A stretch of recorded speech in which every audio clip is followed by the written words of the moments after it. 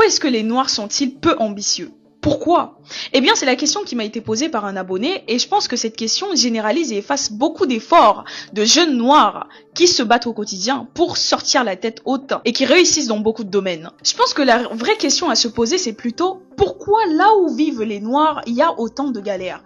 Pourquoi est-ce que des pays comme Haïti, la Guyane, la Guadeloupe ou alors de nombreux autres pays africains rencontrent autant de difficultés économiques et sociales?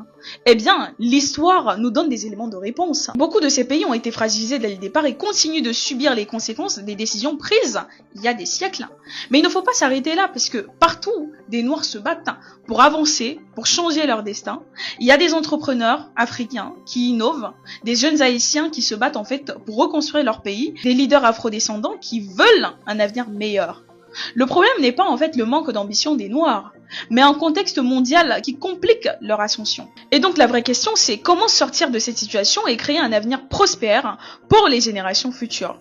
Même si je suis d'accord sur le fait que il y a des Noirs qui ne sont pas ambitieux, tout comme il y a des Blancs qui ne sont pas ambitieux, tout comme il y a des Chinois qui ne sont pas ambitieux. Ce n'est pas finalement une question de race. J'espère qu'on est d'accord. C'était Maïva.